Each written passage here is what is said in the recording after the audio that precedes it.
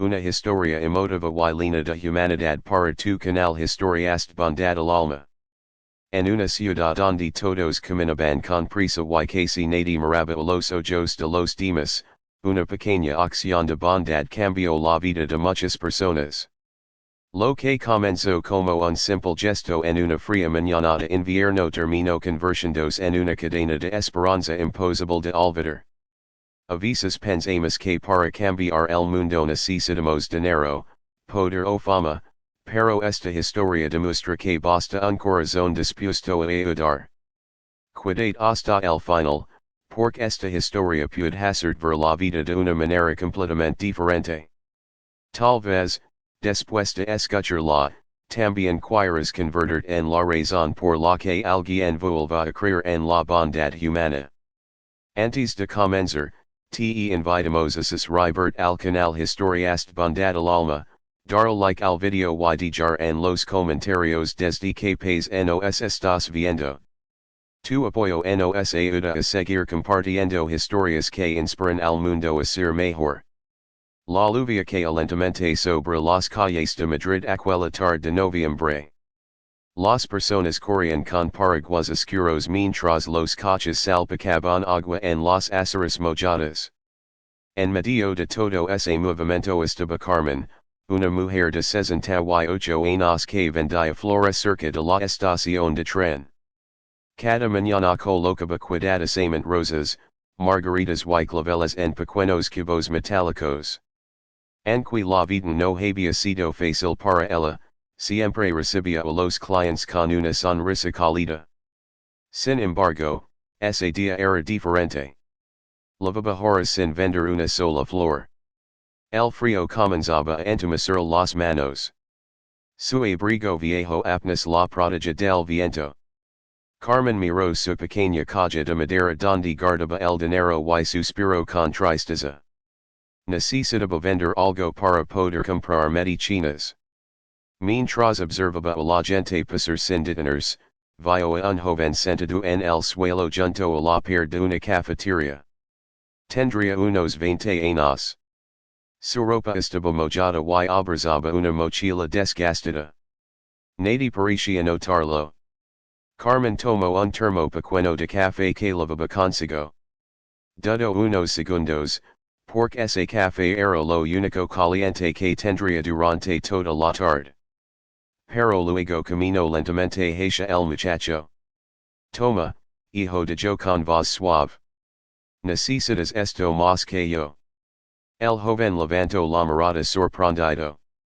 Sus ojos estaban cansados, pero llenos de gratitud. Gracias, nadie me había hablado hoy respondió casi en un susurro. Carmen se sentó a su lado durante unos minutos. Él le contó que se llamaba Daniel y que había llegado a Madrid buscando trabajo. Después de perder su empleo en otra ciudad, ya no tenía dinero para pagar alojamiento. Lavaba 2 noches durmiendo en la calle. La anciana escuchó cada palabra con atención. No tenía riquezas ni contactos importantes, pero es algo que muchos habían perdido, impatient. Antes de regresar a su puesto de flores, Carmen abrió una pequeña bolsa de papel y le entregó un bocadillo. No pudo hacer mucho, pero nadie debería pasar hambre. Daniel sintió un nudo en la garganta. Aquella mujer, que claramente tampoco tenía demasiado, acababa de compartir con él lo poco que poseía. Cuando cayó la noche, la lluvia empeoró. Carmen comenzó a guardar las flores que no había vendido. Entonces escuchó una voz detrás de ella. ¿Quién te cuestan todas? Ella se giró sorprendida. Frente a ella había un hombre elegante con traje oscuro y paraguas negro. ¿Todas las flores? Preguntó confundida. Si. Quiero comprarlas todas. Carmen no podía creerlo. El hombre sacó dinero suficiente para pagar incluso más de lo que valían. Six lo que hiciste por ese chico explicó él. Llevo días pasando por aquí y hoy entendí algo importante. Todavía existen personas buenas. La anciana sintió que los ojos se le llenaban de lágrimas. Aquella venta le permitió comprar sus medicinas y comida para varios días. Pero la historia no terminó allí. Al día siguiente, Daniel volvió al puesto de flores. Esta vez la ropa seca y parecía más animado. Conscui trabajo en una panadería de yo sonrendo. El dueño me dejó dormir en una habitación pequeña detrás del local. Carmen sintió una enorme alegría. A veces la vida cambiaba gracias a un simple gesto. Con el paso de las semanas, Daniel comenzó a visitar a Carmen cada tarde. La ayudaba a mover cajas, acomodar flores y limpiar el puesto. Poco a poco se hicieron amigos. La gente que pasaba por allí empezó a notar algo especial en ellos. Siempre Ryan, compartían historias y trataban con cariño a cualquiera que se acercara. Un día, una niña pequeña se detuvo frente al puesto mirando una rosa roja. Es hermosa susurró. Su madre le explicó avergonzada que no tenían dinero para comprar flores. Carmen tomó la rosa y la colocó en las manos de la niña. Las personas bonitas merecen flores bonitas. La pequeña sonrió como si hubiera recibido el regalo más valioso del mundo. Daniel observó la escena en silencio. Nunca había conocido a alguien tan generoso. Esa noche, mientras cerraban el puesto, él le preguntó. ¿Por qué sigues dando cosas cuando apenas tienes para ti? Carmen acomodó lentamente unas flores marquitas antes de responder. Porque si lo que se siente no tener nada. Y también se que un pequeño acto de bondad puede salvar a alguien del dolor. Daniel nunca olvidó esas palabras.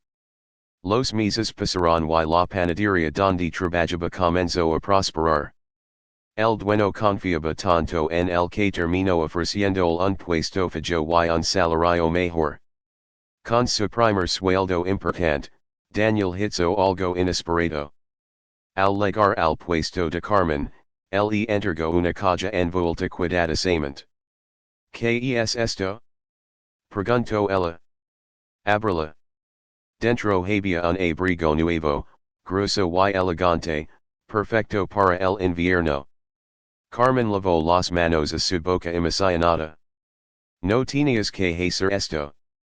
Si tenía respondió Daniel. Usted fue la primera persona que me trató como un ser humano cuando todos me ignoraban. La anciana comenzó a llorar. No de tristeza, sino de felicidad. A partir de ese momento, ambos comenzaron una pequeña tradición. Cada viernes preparaban bolsas con comida y bebidas calientes para personas sin hogar cerca de la estación. Al principio ayudaban a 5 o 6 personas. Luego fueron 10. Después 20. La gente comenzó a sumarse. Un taxista ofrecía mantas. Una cafetería donaba café. Una panadería regalaba pan recién hecho.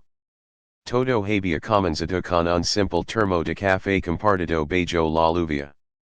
Una noche especialmente fría, Daniel vio a un hombre sentado solo en un banco. Temblaba de frío mientras miraba al vacío. Daniel se acercó y le entregó una manta. El hombre levantó lentamente la mirada y dijo algo que lo dejó paralizado. Pensé que ya nadie veía a personas como yo. Daniel recordó inmediatamente la primera vez que Carmen le habló cuando él estaba solo y perdido. En ese momento comprendió que la bondad tiene un poder inmenso, puede devolver dignidad, esperanza y ganas de seguir viviendo. Años después, Carmen ya no podía trabajar tantas horas debido a su edad. Pero cada vez que caminaba cerca de la estación veía algo increíble. Personas ayudando a otras personas. Algunos repartían comida. Otros escuchaban historias. Otros simplemente ofrecían compañía. Daniel había organizado una pequeña asociación solidaria inspirada en ella. Y anque muchas personas colaboraban ahora, todos conocían el agenda aquella cadena de bondad. Todo comenzó con una mujer humilde que decidió compartir su café y su pan con un desconocido.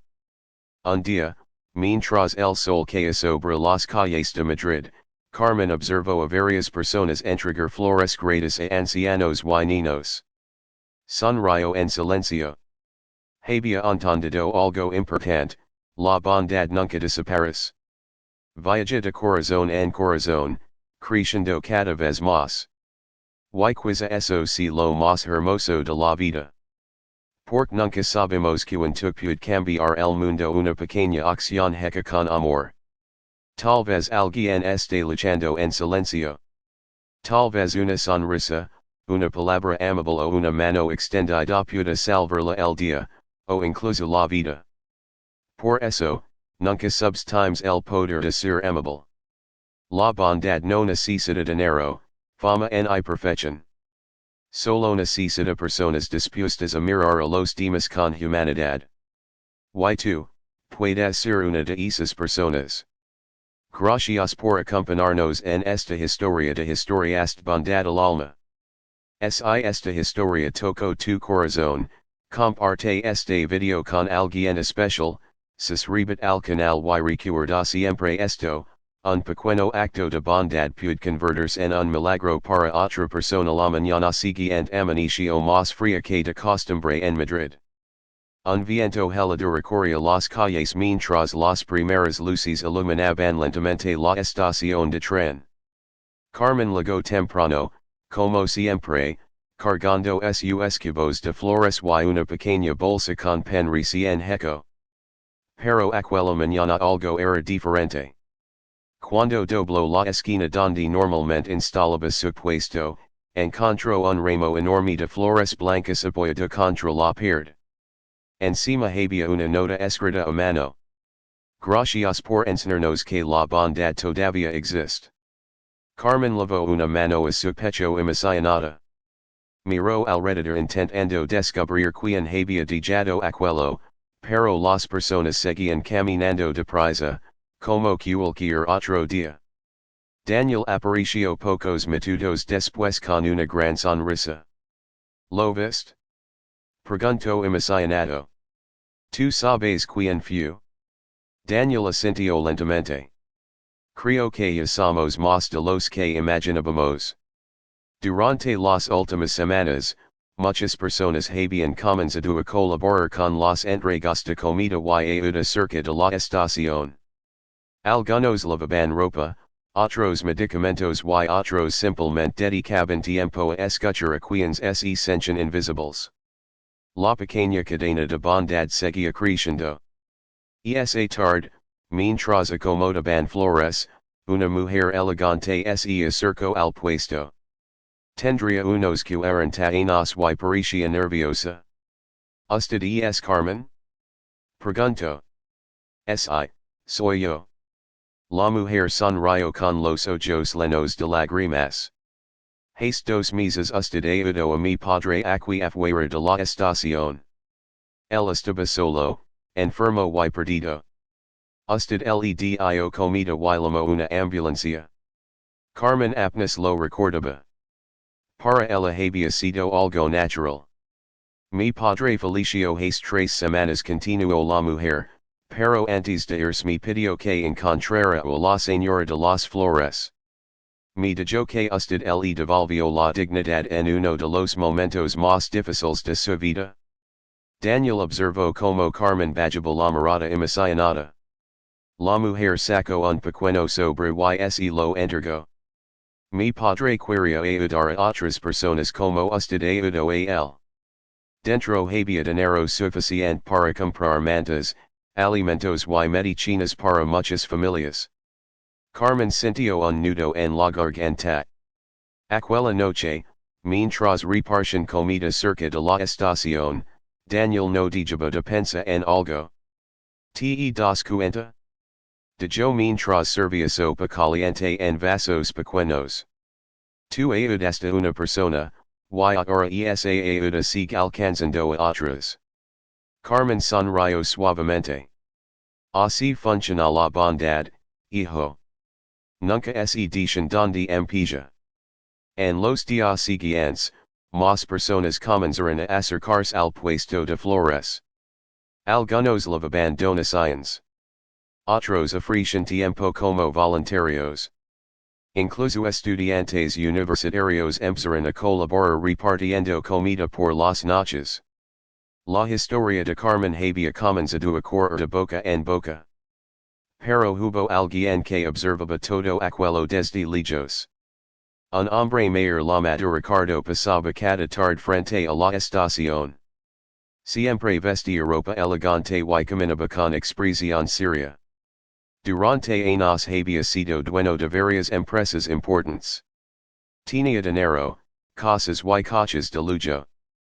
Pero estaba completamente solo. Después de perder a su esposa, Ricardo dejó de hablar con casi todo el mundo. Vivía encerrado en su tristeza. Una noche vio a Daniel entregar un abrigo a un joven que dormía en la calle. Luego observó como Carmen se sentaba junto a una anciana para escucharla durante varios minutos. Nadie los grababa. Nadie los obligaba. Lo hacían simplemente porque le importaban los demás. Aquello impactó profundamente a Ricardo. Al día siguiente volvió a observarlos. Y al siguiente también. Hasta que finalmente se acercó. ¿Por qué hacen todo esto? Preguntó con curiosidad. Daniel sonrió. Porque todos necesitamos ayuda alguna vez. Ricardo permaneció en silencio unos segundos. Yo ya no sé cómo ayudar a nadie. Carmen lo miró con ternura. Entonces empecé escuchando. Aquellas palabras parecieron tocar algo dentro de él. Esa misma tarde, Ricardo se quedó varias horas ayudando a repartir comida. Al principio se sentía incómodo. Nunca había hecho algo así. Pero poco a poco comenzó a hablar con las personas. Escuchó historias de desempleo, enfermedad, abandono y tristeza. Y por primera vez en muchos años, sintió que su vida tenía sentido otra vez. Los días pasaron y Ricardo siguió regresando. Una noche confesó algo que nunca había contado. Tengo dinero, pero lo voy a sinchindome vacío. Carmen sonrió con calma mientras acomodaba unas flores. Porque el corazón se llena más cuando de que cuando recibe. Ricardo beijó la mirada pensativo. Semanas después ocurrió algo inesperado. Un viejo local abandonado cerca de la estación apareció completamente renovado. Habían pintado las paredes, instalado mesas y colocado calefacción. Sobre la puerta había un cartel sencillo. Casa de Bondad. Daniel miró sorprendido a Ricardo. ¿Fuiste tú? El hombre sonrió por primera vez en mucho tiempo. Quería crear un lugar donde nadie se sintiera invisible. La noticia emocionó a todo el barrio. La Casa de Bondad comenzó a recibir personas cada día. Allí podían tomar café caliente, descansar, recibir ropa limpia o simplemente conversar con alguien. Pero lo más importante era otra cosa. Allí todos eran tratados con respeto. Carmen se convirtió en el alma del lugar. Siempre recibía a las personas con flores frescas y una sonrisa cálida. Daniel organizaba comida y actividades solidarias. Y Ricardo, el hombre que antes vivía encerrado en su tristeza, ahora pasaba horas ayudando a quienes más lo necesitaban. Una tarde lluviosa, una joven llamada Lucía entró al refugio llorando. Había perdido su trabajo y no sabía dónde dormiría esa noche. Carmen la abrazó sin hacer preguntas. Ese abrazo hizo que Lucía rompiera completamente en llanto. Pensé que estaba sola susurró. Nadie debería sentir solo respondió Carmen. Lucía comenzó a colaborar en la cocina del refugio. Con el tiempo encontró empleo y logró reconstruir su vida. Antes de irse definitivamente, dejo una carta pegada en la pared. Lagi aquí sin esperanza. Me voy creyendo otra vez en las personas. Cada rincón de la casa de bondad comenzó a llenarse de historias parecidas. Personas ayudando a personas. Corazones sanando otros corazones. Una noche, mientras todos compartían una cena sencilla, Daniel observó a Carmen en silencio. Ella ría rodeada de gente. Ancianos, jóvenes, familias y voluntarios conversaban como si fueran una gran familia. Entonces Daniel recordó aquella tarde lluviosa cuando una mujer desconocida le ofreció café y pan. Un gesto pequeño había terminado cambiando incontables vidas. Carmen notó que él la miraba emocionado. ¿Qué pasa? Preguntó sonriendo. Daniel respiró profundamente. Creo que nunca podremos meter cuánto puede hacer una sola persona. Carmen tomó una flor blanca y la colocó sobre la mesa. La bondad es como una semilla. Nunca sabes hasta donde crecerá. Y mientras afuera la lluvia seguía cayendo sobre Madrid, dentro de aquel pequeño refugio algo mucho más fuerte seguía creciendo, la esperanza. Porque cuando alguien decide ayudar con el corazón, incluso el mundo más frío puede convertirse en un lugar lleno de luz. Y quizá, en este momento, alguien esté esperando exactamente eso. Una palabra amable. Una mano extendida. Una razón para no rendirse. Por eso nunca olvides que tus acciones, aunque parezcan pequeñas, pueden convertirse en el milagro que cambia la vida de otra persona para siempre. El invierno en Madrid se volvió más duro aquel año. Las noches eran largas, frías y silenciosas. Pero dentro de la casa de bondad siempre había luz, café caliente y personas dispuestas a ayudar. Cada día llegaban más personas buscando refugio, comida o simplemente alguien que las escuchara. Lo que había comenzado como un pequeño gesto de Carmen ahora se había convertido en un lugar donde muchos recuperaban la esperanza. Una tarde, mientras Daniel organizaba cajas de alimentos, vio a Carmen sentada en silencio junto a la ventana. Tenía la mirada perdida en la calle. ¿Te encuentras bien? Preguntó preocupado. Ella sonrió suavemente, aunque parecía cansada. Solo estoy un poco agitada, hijo. Ya no tengo la misma fuerza de antes. Daniel sintió una preocupación profunda. Carmen siempre había sido el corazón del refugio. Verla débil le dolía más de lo que quería admitir. Aquella noche insistió en acompañarla a casa. Vivía en un pequeño apartamento antiguo, sencillo pero lleno de flores y fotografías viejas. Mientras Carmen preparaba té, Daniel observó una foto enmarcada sobre una mesa. En ella aparecía una niña pequeña abrazando a una mujer joven. ¿Quién es? Preguntó. Carmen guardó silencio durante unos segundos. Mi hija, Elena. Daniel nunca la había escuchado hablar de ella. ¿Dónde está ahora? La sonrisa de Carmen desapareció lentamente. Hace 15 años tuvimos una discusión muy fuerte. Ella quería mudarse a otro país para trabajar, y yo tenía miedo de quedarme sola. Dijimos cosas que no debíamos, y nunca volvió. Daniel sintió un vacío en el pecho al escucharla. Nunca hablaron otra vez. Carmen negó lentamente. Durante años pensé que ella la amaría algún día. Después creí que yo debía amarla.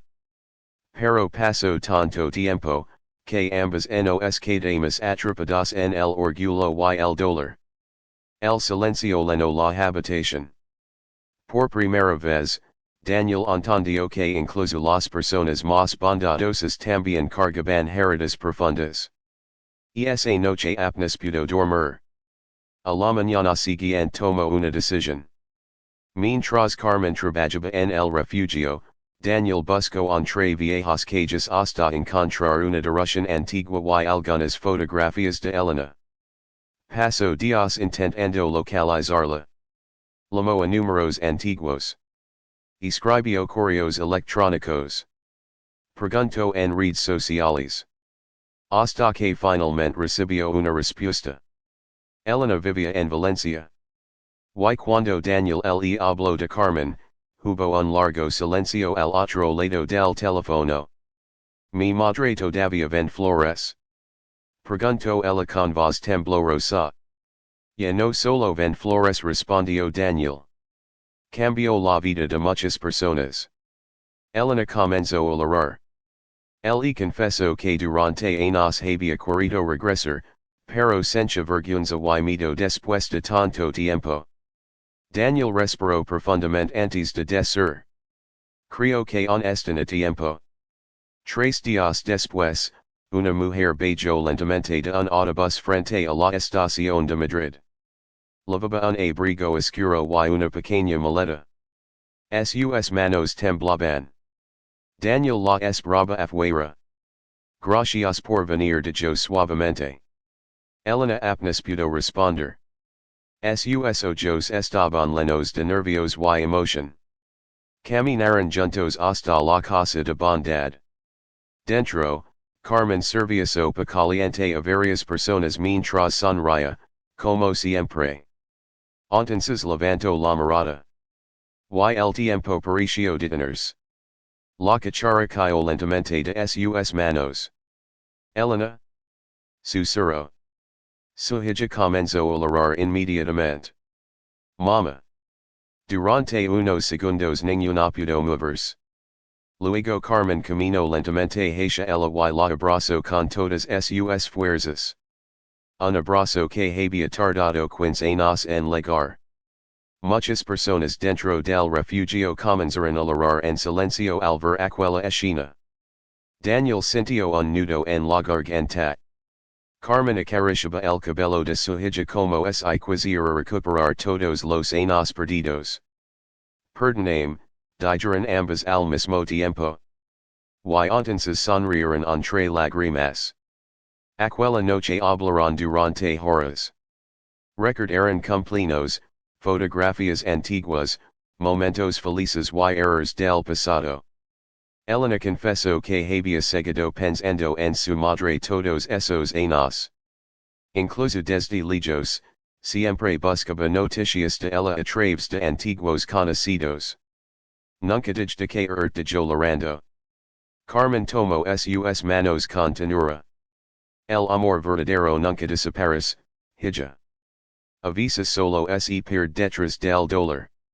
Desde ese día, Elena comenzó a ayudar en la casa de bondad. Tenía experiencia trabajando como enfermera, así que empezó a atender a personas mayores y enfermas que llegaban al refugio. Su presencia trajo aún más vida al lugar. Pero también ocurrió algo inesperado. La historia de la casa de bondad comenzó a hacerse conocida en toda la ciudad. Un periodista local escribió un artículo sobre Carmen, Daniel y todas las personas que ayudaban allí. El título decía: La mujer de las flores que devolvió esperanza a Madrid. Miles de personas compartieron la historia. Las donaciones comenzaron a llegar desde diferentes lugares de España. Algunos enviaban ropa. Otros comida. Otros simplemente cartas de agradecimiento. Pero lo más emocionante para Carmen no era la fama ni la atención. Era ver como personas desconocidas comenzaban a tratarse mejor entre sí. Una tarde, un niño pequeño entró al refugio con una bolsa de monedas. Quiero ayudar, dijo tímidamente. Daniel sonrió emocionado. ¿Estás seguro? Puede que hayas ahorrado mucho para esto. El niño asintió. Mi mamá dice que cuando ayudamos a otros, el mundo se vuelve menos triste. Carmen sintió lágrimas en los ojos. Porque exactamente eso era lo que había intentado enseñar toda su vida. Que la bondad no es mid porque tú tienes.